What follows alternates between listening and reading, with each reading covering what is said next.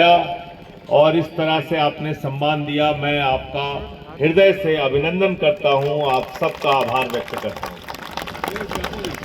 साथियों और दोस्तों, सुरेश भाई अपने दोस्तों के साथ, अपने ड्राइवर साथियों के साथ मुझसे मिले थे सुल्तानपुर में, और इनके मन में एक निराशा थी। निराशा इस बात की थी कि कोई ड्राइवर्स की प्रॉब्लम, उनकी समस्या को देश के सदन में उठाने के लिए तैयार नहीं था। और इन्होंने जब अपनी दिक्कतें बताई, किस तरह से सड़क पर इनको परेशान किया जाता है, कोई एक्सीडेंट हो गई, दुर्घटना हो गई, मौत हो गई, तो फिर उसके बाद की कोई सुनवाई नहीं है। और आज जो ड्राइवर है वो पूरे देश को जोड़ने का तो काम करता है। कहां अनाज पहुंचाना है, कहां दवा पहुंचानी है, कहां सामान पहुंचाना है, कहां किसी महामारी में आप दिन रात सेवा करके अपनी जान जोखिम में डाल के लोगों की मदद आपको करना है। हर काम के लिए आप तैयार रहते हो, लेकिन आपको सम्मान की जिंदगी नहीं है। लड़ाई इस बात की है, इसलिए मैं आपके साथ खड़ा हूं,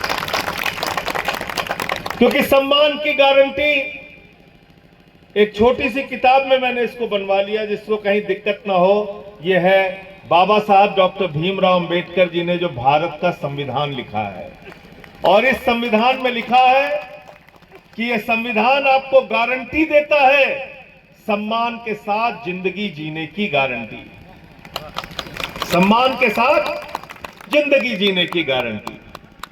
लेकिन गरीब आदमी का तो कोई सम्मान ही नहीं है। रेडी वाला है, उसको कोई भी दो थप्पड़ मार देता है, नगर निगम वाले आ जाते हैं, नगर पालिका वाले आ जाते हैं, उसकी रेडी पे बुलडोजर चला देते हैं। झुग्गी वाला है, उसका कोई सम्मान नहीं है, जब मर्जी हुई प्रशासन की बुलडोजर चला देते हैं, उसकी झुग्गी उजाड़ देते हैं। ऑटो वाला है, उसको जब जो चाहता है दो थप्पड़ मार देता है। ई रिक्शा वाला है, उसको मार देता है। ट्रक वालों के साथ दुर्व्यवहार होता है, उनके साथ मारपीट होती है। मेरा यह कहना है कि इंसान को इंसान समझा जाएगा कि नहीं समझा जाएगा। हमारे यहां उत्तर प्रदेश में योगी जी की सरकार है। अब उनका नाम क्या लोगों ने रख दिया है? उनका नाम प्यार से लोग कहते हैं बुलडोजर बाबा। बुलडोजर बाबा, हमने हर तरह का बाबा सुना, लेकिन एक बुलडोजर बाबा कहते हैं, बुलडोजर बाबा, और लोग बड़े खुश होते हैं। देखो, मुसलमान के घर पे बुलडोजर चलवा दिया बाबा जी ने, लड्डू बांटो, खुश हो जाओ। लेकिन याद रखना, पूरी जिम्मेदारी से मैं इस बात को कह रहा हूं, अगर आप पूरे उत्तर प्रदेश का आंकड़ा निकालेंगे, 90% हिंदुओं के घर पे बुलडोजर चलाया गया है उत्तर प्रदेश के अंदर। और इसलिए बुलडोजर की राजनीति के खिलाफ भी आपको बोलना चाहिए, कहीं भी अन्याय हो बोलना चाहिए। अपने दायरे को ड्राइवर के सम्मान और अपमान तक सीमित मत रखिए। जहां कहीं भी अपमान हो, जहां कहीं भी आपको लगता है जुल्म हो रहा है, जाति हो रही है, किसी का अपमान हो रहा है, उसके साथ कंधे से कंधा मिलाकर खड़े हो जाइए। आपका ये संगठन लाखों की संख्या में पहुंच जाएगा, आपकी आवाज हर कोई उठाने के लिए मजबूर हो जाएगा। इसलिए इसमें ट्रक ड्राइवर जुड़े हैं। मुझे खुशी है कि पाठक जी ऑटो वालों की लड़ाई लड़ते हैं, वो भी जुड़े हैं। मैं तो कह रहा हूं सबको जोड़िए, इसमें रिक्शे वाले को भी जोड़िए, ई रिक्शे वाले को भी जोड़िए, ओला उबर वालों के भी जोड़िए। हमारे पास लखनऊ में आए थे तमाम लोग, मैं आपको उनका संपर्क का नंबर दे दूंगा, उनसे भी आप बातचीत कीजिए, उनको भी जोड़िए, अपनी संख्या को आप बढ़ाइए। एक बात याद रखिएगा, राजनीति में सत्ता में कोई भी बैठा हो, डॉक्टर लोहिया ने एक बात कही थी, हिंदुस्तान के प्रख्यात समाजवादी चिंतक डॉक्टर राम मनोहर लोहिया का वाक्य है कि अगर सड़क खामोश हो गई तो संसद आवारा हो जाएगी। इस देश की संसद को अगर आवारा होने से बचाना है तो सड़क को जिंदा रखना पड़ेगा। और मुझे खुशी है कि आज आपने यहां पे शुरुआत की है, लेकिन इसको अंत मत मानिएगा। ऐसी रैलियां, ऐसी सभाएं, ऐसे आयोजन हर जिले के अंदर करिए उत्तर प्रदेश में। और बिल्कुल ठीक कहा राजेश यादव जी ने, एक तारीख तय कीजिए लखनऊ में घेराव का, और पूरे उत्तर प्रदेश से हजारों ड्राइवर्स वहां पे पहुंचेंगे। आपके साथ कंधे से कंधा मिलाकर मैं आपके साथ खड़ा रहूंगा, आपको यकीन दिलाना चाहता हूं।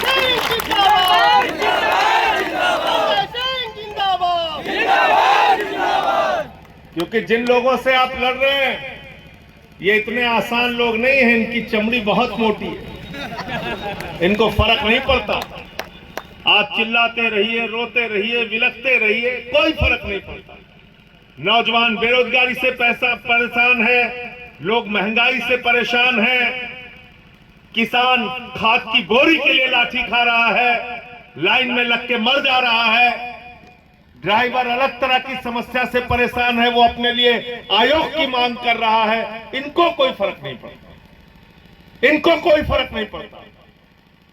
इसलिए आपको इतनी जोर से आवाज लगानी पड़ेगी कि सत्ता में दिल्ली के अंदर बैठे हुए लोग आपके लिए आयोग बनाने पर मजबूर हो जाए, वो आपको आयोग बनाकर दे।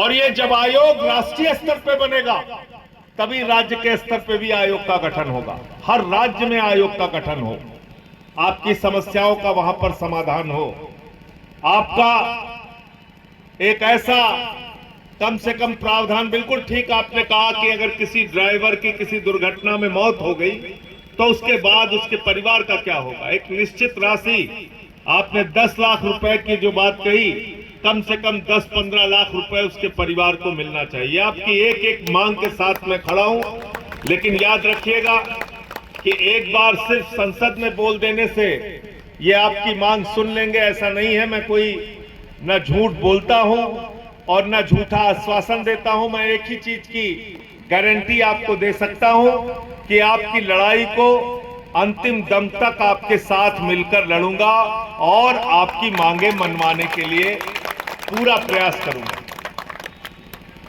अभी संसद के अंदर मैंने हरेंद्र यादव जी का मामला उठाया था, एक जवान सेना के। वो पिछले दिनों मुझे मिल गए,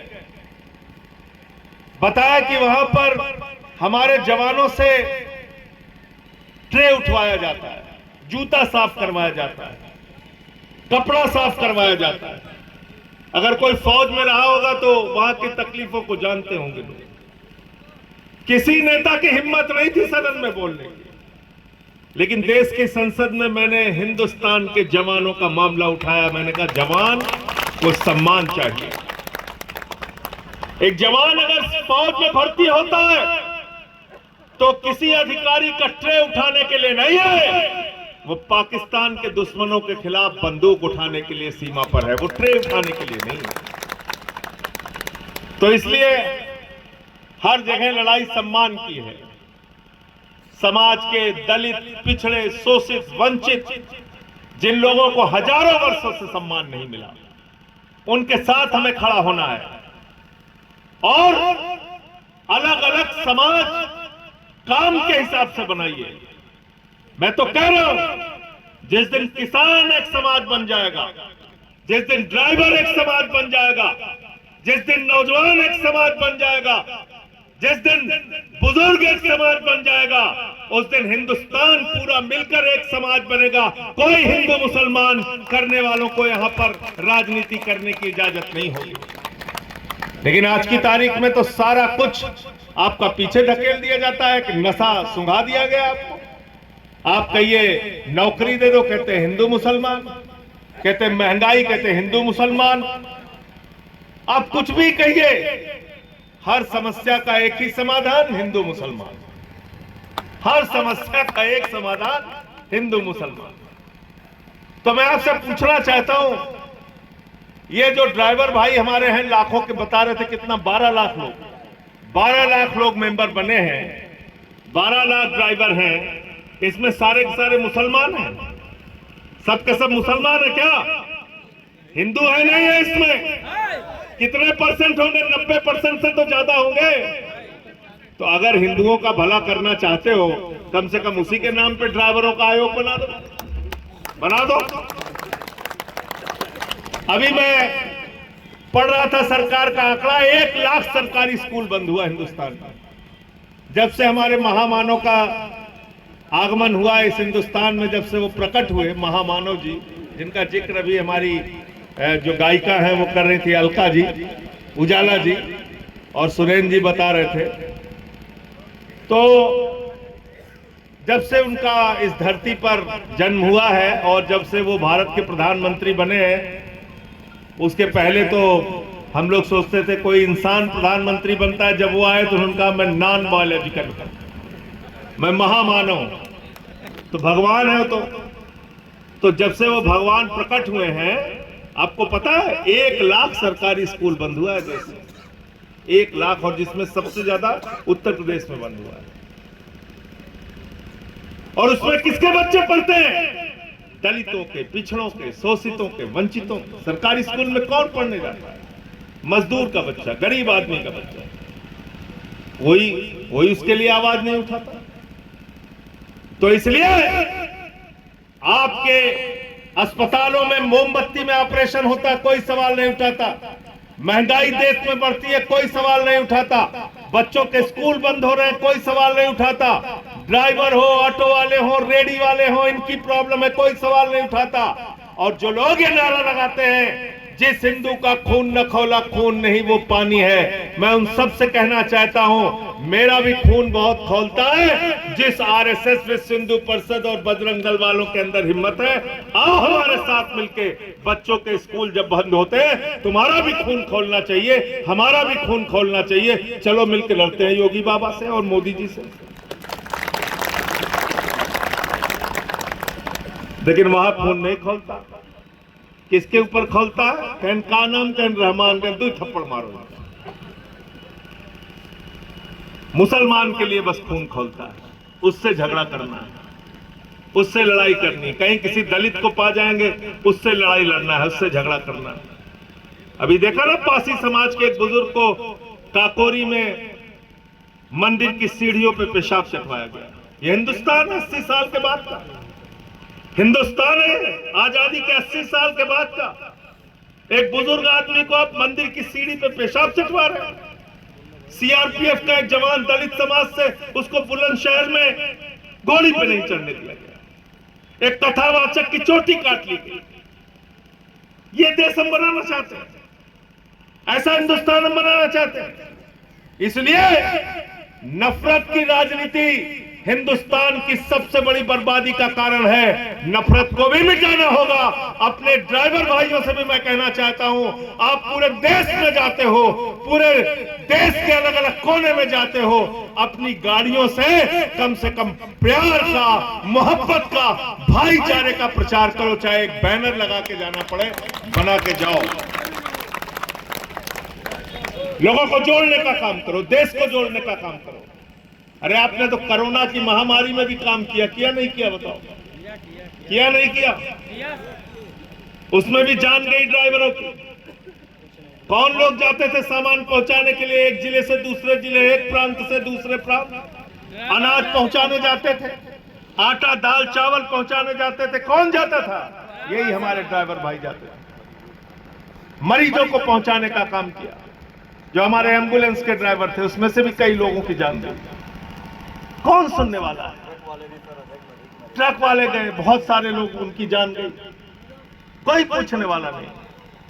इसलिए अपने मुद्दों पर इकट्ठा होइए। ये नफरती चिंटुओं से सावधान हो जाइए। इनका नाम मैंने रख दिया है ममीरे का सुरमा। देखे यार यहां सब जगह उमा क्या लिखा रहता है? नक्कालों से, नक्कालों से। तो इनसे सावधान रहिए। ये ऐसे लोग हैं, आपके समाज को सिर्फ और सिर्फ दूषित करने का काम करेंगे, प्रदूषित करने का काम करेंगे। लेकिन हम सब लोगों को मिलके एक ऐसा हिंदुस्तान बनाना है, एक ऐसा भारत बनाना है जिसमें बाबा साहब की लिखी हुई बातें और हमारे संविधान की जो गारंटी है वो गारंटी जमीन पे सच होनी चाहिए। और उस गारंटी का नाम है सम्मान के साथ जिंदगी जीने की, सम्मान के साथ जिंदगी जीने की। और इसलिए मैं भाई सुरेश जी के साथ, आप सबके साथ हर लड़ाई में कंधे से कंधा मिलाकर साथ में रहूंगा। अपने संगठन को आप मजबूत कीजिए। कह रहे हैं 15 मार्च को शायद कोई आंदोलन सिंघू बॉर्डर पे रखा जाएगा। अगर उसमें मुझे समय पर सूचना मिली, पूर्व निर्धारित कोई कार्यक्रम हमारा नहीं होगा, तो 15 मार्च को आपके साथ सड़क के आंदोलन में भी शामिल रहूंगा। बहुत बहुत शुक्रिया, बहुत बहुत धन्यवाद।